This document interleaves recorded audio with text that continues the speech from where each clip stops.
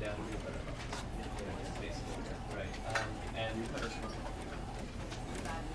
with that example you gave us, are you speaking? Does it work from the, like, does it still work? Can you give us a flow with ideas?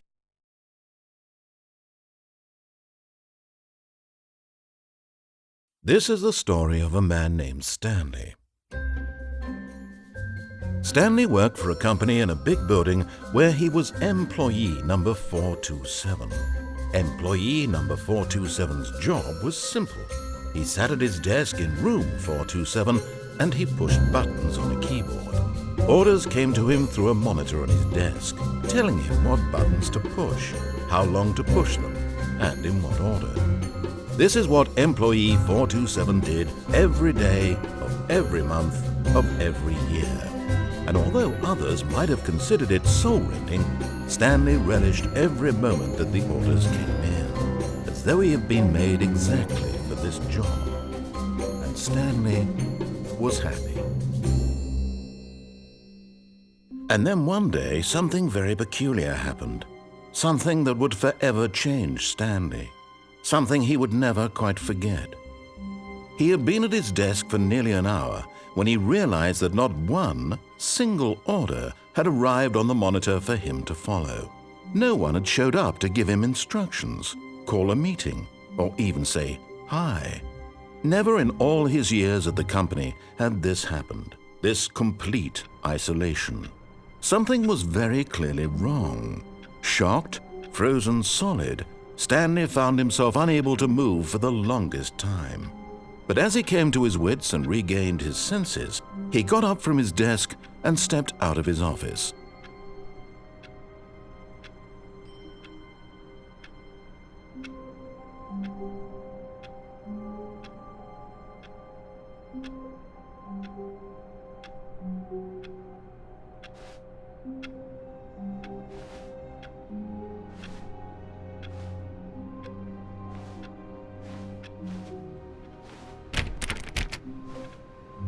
All of his co-workers were gone.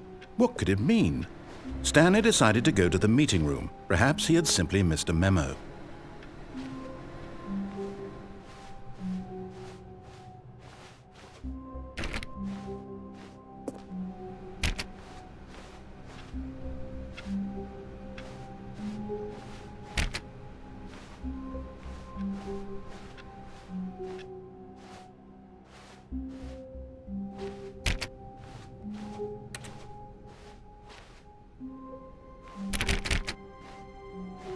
When Stanley came to a set of 2 open doors, he entered the door on his left. This was not the correct way to the meeting room, and Stanley knew it perfectly well. Perhaps he wanted to stop by the employee lounge first, just to admire it.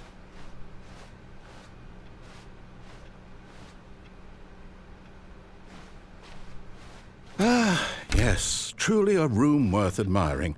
It had really been worth the detour after all, just to spend a few moments here in this immaculate, beautifully constructed room. Stanley simply stood here, drinking it all in.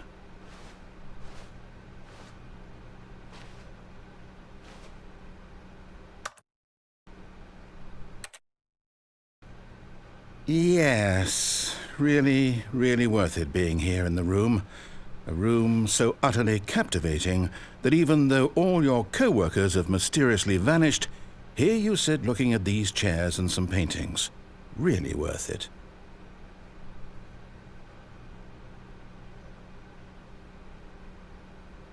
At this point, Stanley's obsession with this room bordered on creepy and reflected poorly on his overall personality.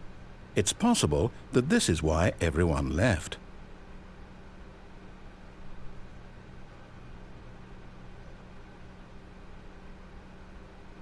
Stanley sat around waiting for more dialogue, but when a long time had passed and there was no more, he decided that the game was trying to send him a message.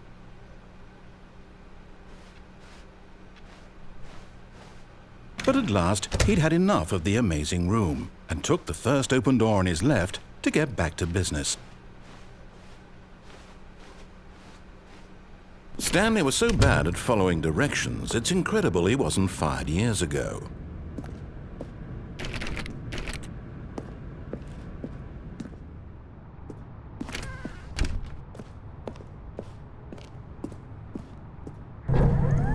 Look, Stanley, I think perhaps we've gotten off on the wrong foot here.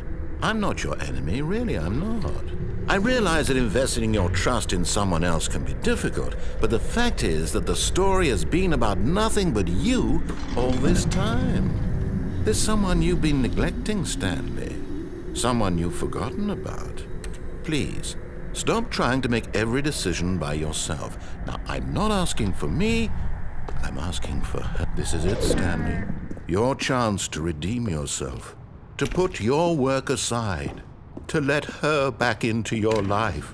She's been waiting.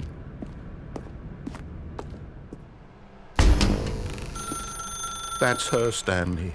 You need to be the one to do this, to reach out to her. If you can truly place your faith in another, then pick up the phone.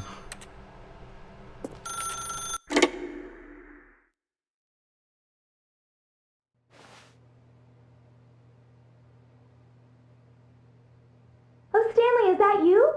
Hold on, sweetie. Sorry to keep you waiting. I'm just pulling the bread out of the oven. All right. Okay, there we go. All right, now, I want you to come in and tell me all about your day. Gotcha. Oh, come on. Did you actually think you had a loving wife who'd want to commit their life to you? I'm trying to make a point here, Stanley. I'm trying to get you to see something. Come inside. Let me show you what's really going on here.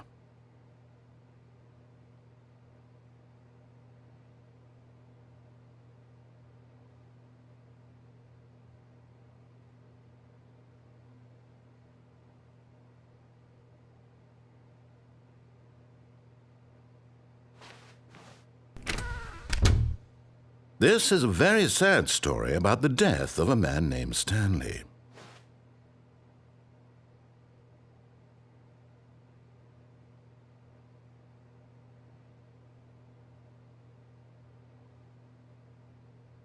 Stanley is quite a boring fellow.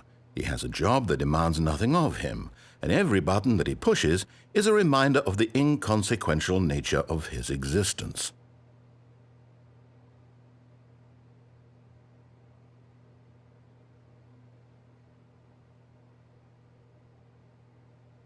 Look at him there, pushing buttons, doing exactly what he's told to do. Now he's pushing a button. Now he's eating lunch. Now he's going home. Now he's coming back to work. One might even feel sorry for him, except that he's chosen this life.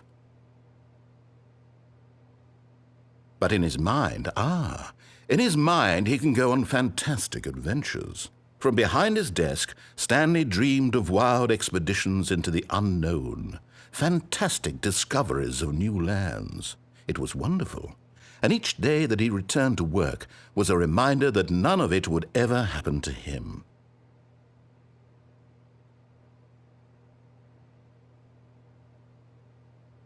And so he began to fantasize about his own job. First, he imagined that one day while at work, he stepped up from his desk to realize that all of his co-workers, his boss, everyone in the building had suddenly vanished off the face of the earth.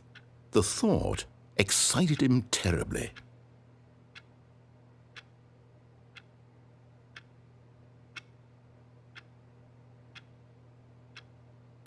So he went further.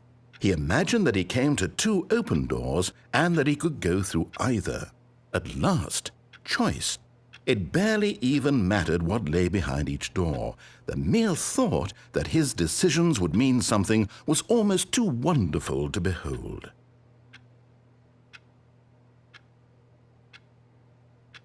As he wandered through this fantasy world, he began to fill it with many possible paths and destinations. Down one path lay an enormous round room with monitors and mind controls. And down another was a yellow line that weaved in many directions, and down another was a game with a baby. And he called it the Stanley Parable.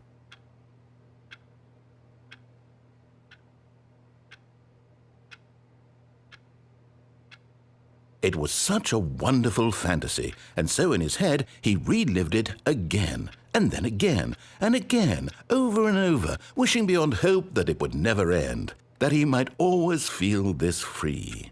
Surely there's an answer down some new path, mustn't there be? Perhaps if he played just one more time.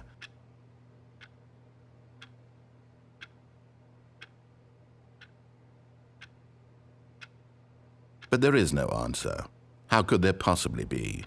In reality, all he's doing is pushing the same buttons he always has. Nothing has changed. The longer he spends here, the more invested he gets, the more he forgets which life is the real one.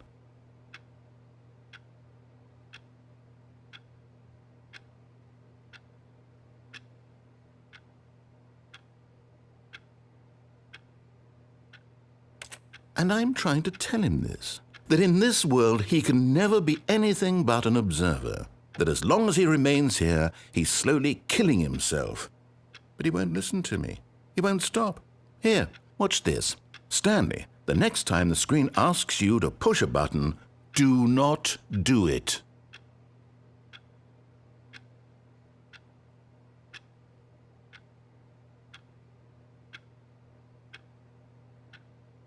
You see?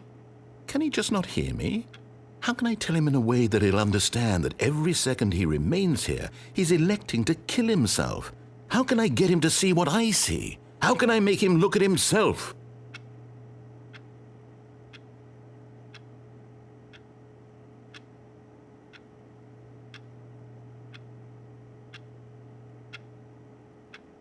I suppose I can't, not in the way I want him to.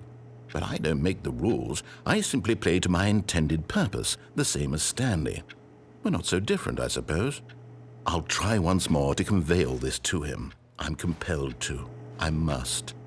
Perhaps, well, maybe this time he'll see. Maybe this time. And I tried again, and Stanley pushed a button. And I tried again, and Stanley pushed a button. And I tried.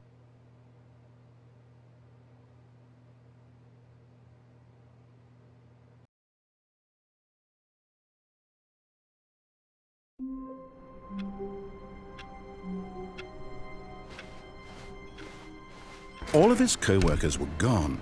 What could it mean?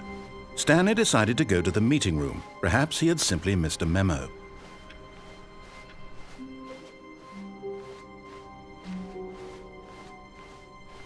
When Stanley came to a set of 2 open doors, he entered the door on his left.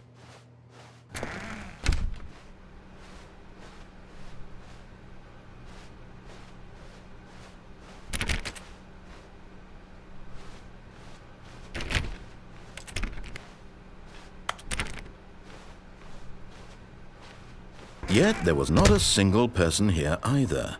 Feeling a wave of disbelief, Stanley decided to go up to his boss's office, hoping he might find an answer there.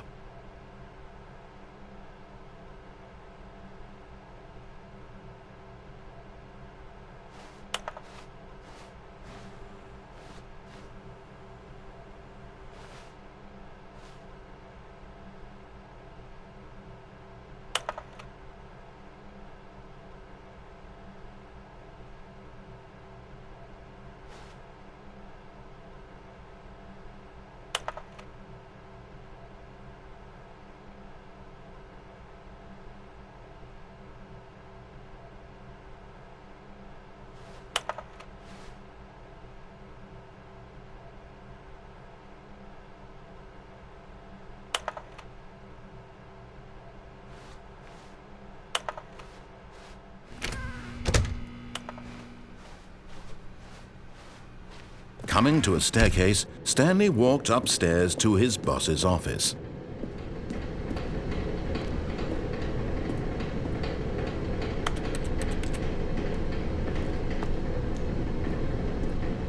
But Stanley just couldn't do it.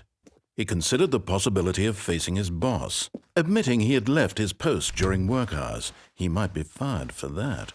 And in such a competitive economy, why had he taken that risk? All because he believed everyone had vanished? His boss would think he was crazy. And then something occurred to Stanley. Maybe, he thought to himself, maybe I am crazy. All of my co-workers blinking mysteriously out of existence in a single moment for no reason at all? None of it made any logical sense. And as Stanley pondered this, he began to make other strange observations. For example, why couldn't he see his feet when he looked down? Why did doors close automatically behind him wherever he went? And for that matter, these rooms were starting to look pretty familiar. Were they simply repeating? No, Stanley said to himself, this is all too strange. This can't be real. And at last, he came to the conclusion that had been on the tip of his tongue. He just hadn't found the words for it. "I'm dreaming!" he yelled. "This is all a dream." Oh, what a relief Stanley felt to have finally found an answer, an explanation. His co-workers weren't actually gone. He wasn't going to lose his job. He wasn't crazy after all. And he thought to himself, I suppose I'll wake up soon. I'll have to go back to my boring real-life job pushing buttons. I may as well enjoy this while I'm still lucid. So he imagined himself flying and began to gently float above the ground. Then he imagined himself soaring through space on a magical starfield, and it too appeared. It was so much fun, and Stanley marveled that he had still not woken up. How was he remaining so lucid? And then perhaps the strangest question of them all entered Stanley's head. One he was amazed he hadn't asked himself sooner. Why is there a voice in my head dictating everything that I'm doing and thinking? Now the voice was describing itself being considered by Stanley, who found it particularly strange. I'm dreaming about a voice describing me, thinking about how it's describing my thoughts, he thought. And while he thought it all very odd and wondered if this voice spoke to all people in their dreams, the truth was that, of course, this was not a dream. How could it be? Was Stanley simply deceiving himself, believing that if he's asleep, he doesn't have to take responsibility for himself? Stanley is as awake right now as he's ever been in his life. Now, hearing the voice speak these words was quite a shock to Stanley. After all, he knew for certain, beyond a doubt, that this was in fact a dream. Did the voice not see him float and make the magical stars just a moment ago? How else would the voice explain all that? This voice was a part of himself too. Surely, if he could just... He would prove it. He would prove that he was in control, that this was a dream. So he closed his eyes gently, and he invited himself to wake up. He felt the cool weight of the blanket on his skin, the press of the mattress on his back, the fresh air of a world outside this one. Let me wake up, he thought to himself. I'm through with this dream. I wish it to be over. Let me go back to my job. Let me continue pushing the buttons. Please, it's all I want. I want my apartment and my wife and my job. All I want is my life exactly the way it's always been. My life is normal. I am normal. Everything will be fine. I am okay.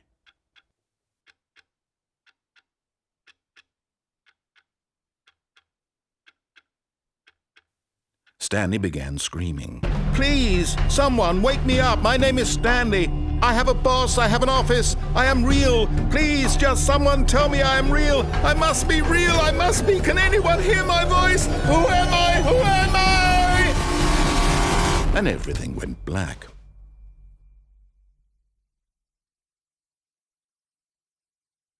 This is the story of a woman named Mariella. Mariella woke up on a day like any other. She arose, got dressed, gathered her belongings, and walked to her place of work. But on this particular day, her walk was interrupted by the body of a man who had stumbled through town talking and screaming to himself, and then collapsed dead on the sidewalk. And although she would soon turn to go call for an ambulance, for just a few brief moments she considered the strange man. He was obviously crazy, this much she knew. Everyone knows what crazy people look like. And in that moment, she thought to herself how lucky she was to be normal. I am sane. I am in control of my mind. I know what is real and what isn't. It was comforting to think this, and in a certain way, seeing this man made her feel better. But then she remembered the meeting she had scheduled for that day, the very important people whose impressions of her would affect her career, and by extension, the rest of her life. She had no time for this, so it was only a moment that she stood there, staring down at the body. And then she turned and ran.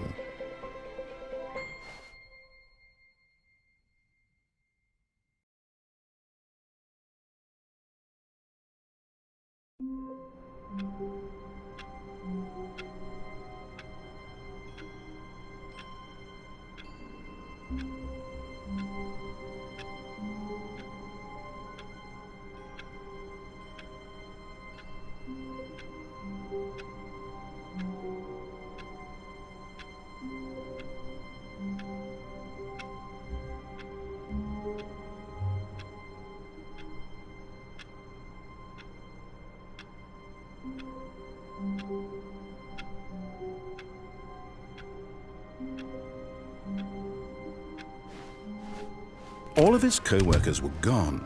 What could it mean? Stanley decided to go to the meeting room. Perhaps he had simply missed a memo.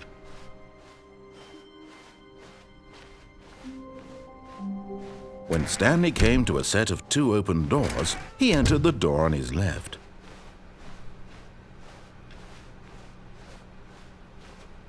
Yet there was not a single person here either. Feeling a wave of disbelief, Stanley decided to go up to his boss's office, hoping he might find an answer there. Coming to a staircase, Stanley walked upstairs to his boss's office.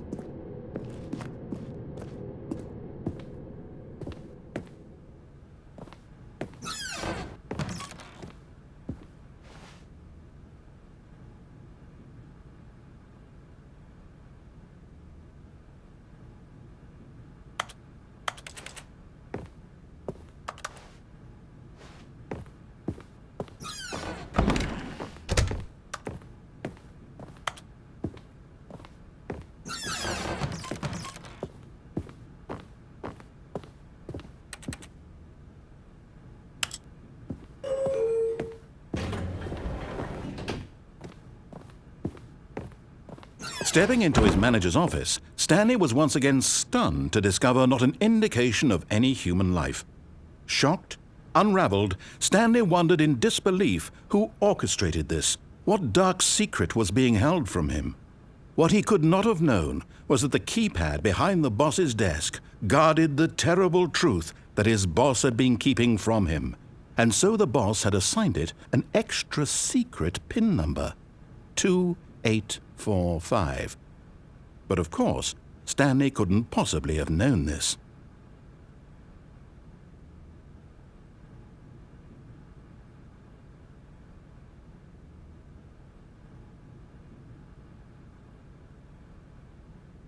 Stanley just sat around twiddling his thumbs. Trying to input anything on the device was useless, since he could never possibly know that the combination was 2845.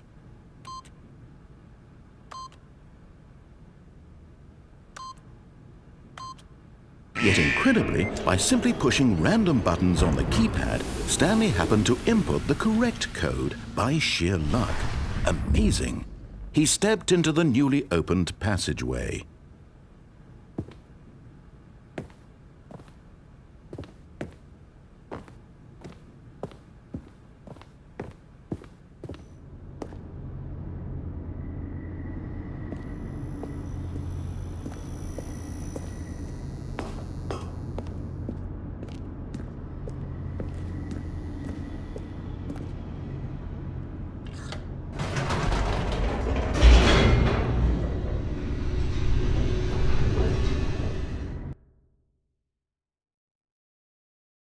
Descending deeper into the building, Stanley realized he felt a bit peculiar.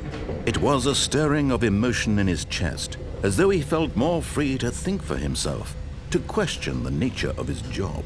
Why did he feel this now, when for years it had never occurred to him? This question would not go unanswered for long.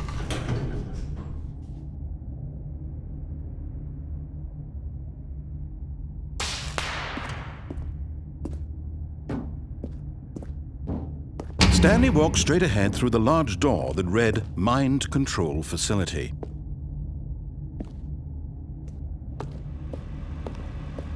Although this passageway had the word Escape written on it, the truth was that at the end of this hall, Stanley would meet his violent death.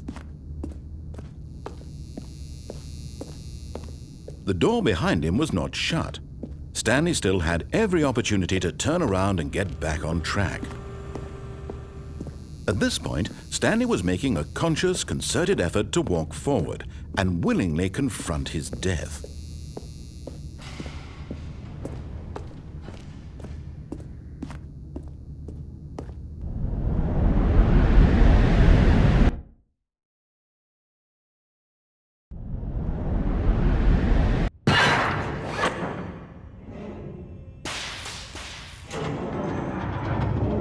As the machine whirred into motion and Stanley was inched closer and closer to his demise, he reflected that his life had been of no consequence whatsoever. Stanley can't see the bigger picture. He doesn't know the real story, trapped forever in his narrow vision of what this world is. Perhaps his death was of no great loss, like plucking the eyeballs from a blind man. And so he resigned and willingly accepted this violent end to his brief and shallow life. Farewell, Stanley.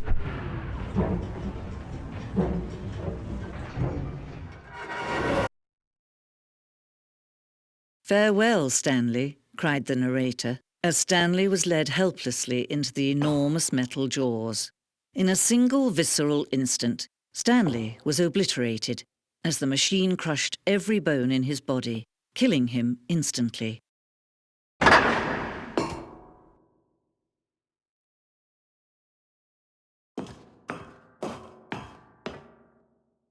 And yet it would be just a few minutes before Stanley would restart the game, back in his office, as alive as ever. What exactly did the narrator think he was going to accomplish? When every path you can walk has been created for you long in advance, death becomes meaningless, making life the same. Do you see now? Do you see that Stanley was already dead from the moment he hit start?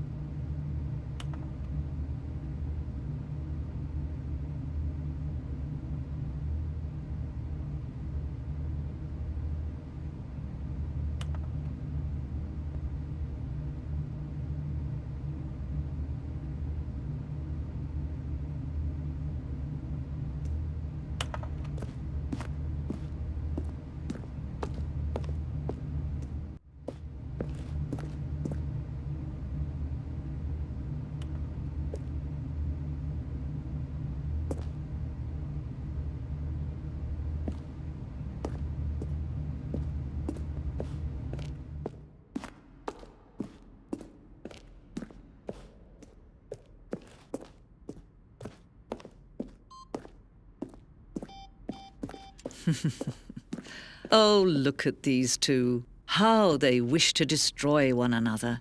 How they wish to control one another. How they both wish to be free.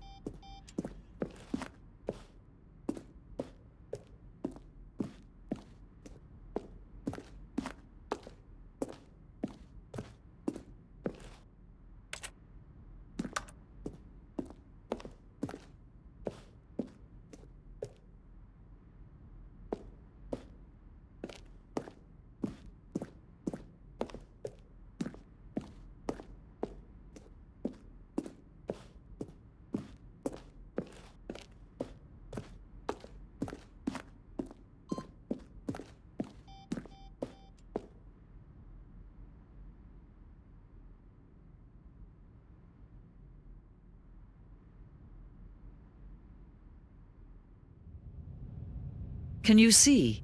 Can you see how much they need one another? No, perhaps not. Sometimes these things cannot be seen. But listen to me. You can still save these two. You can stop the program before they both fail. Turn off your PlayStation. There's no other way to beat this game. As long as you move forward, you'll be walking someone else's path. Stop now and it'll be your only true choice. Whatever you do, choose it. Don't let time choose for you. Don't let